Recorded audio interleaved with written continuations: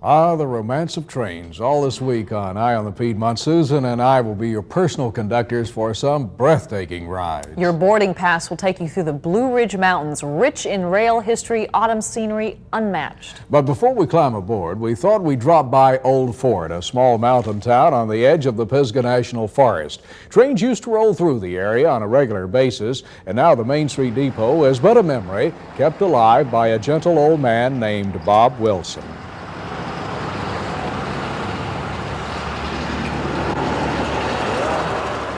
We're trying to preserve it for the younger generation is what we're trying to do. We have a lot of school children, bus loads of school children come here, and they're just so amazed at the things they see. And that's what we're trying to do, is keep it for the future generations.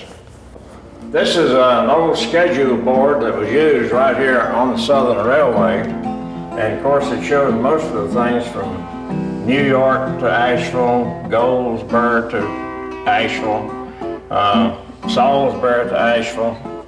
And here's what we call the Peavine Railroad, from Marion to Rock Hill, and from Rock Hill to Marion. And we're just fortunate to have that on there. That railroad doesn't exist anymore. Thousands and thousands of people sat on these benches, you know, riding the trains to and from. We have some timetables here. This timetable here is 19 and 9, and some of the conductors had these things put on their trains especially so that when they went through their hometown they could play a tune on it, you know, for maybe their wife or their girlfriend. And this is a bell here from one of the old locomotives. That's one of the largest that they use. I know you have all heard the song, the Wabash Cannonball. And this railroad light here was used on the Wabash Railroad. Southern Railway scale. It's one of the original ones.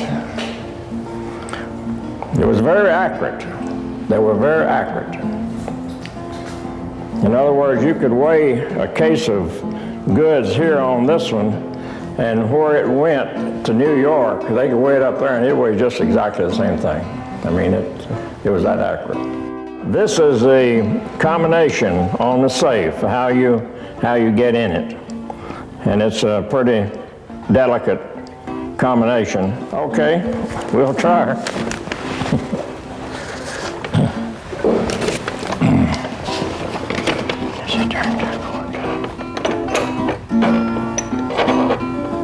If everything went well, I suppose open. They go through it again. We have a lot of locks here that was actually used on the railroad. They had locks on all the switches and everything that they had to unlock before they could change the switch, because anybody could come along and throw it and cause a wreck. These dishes right here are off of a wrecked train. Now it was wrecked over near Salisbury, and I know the gentleman that got these dishes, they were all just scattered all over the field everywhere, and he got these dishes and he had some more that he kept, but he gave me this amount to show here. It kept the place real warm, yeah. Just according to how much fuel you put in, well, that's how warm you got. You got no way to control your temperature except by, you know, letting the fire die down a little bit, or either building it up with more fuel. We also had telegraph services here that they received orders through, and they would type these orders, have typewriters here, and they would type these orders and prepare them for the train crew when they came by. And after typing it, they would fold it up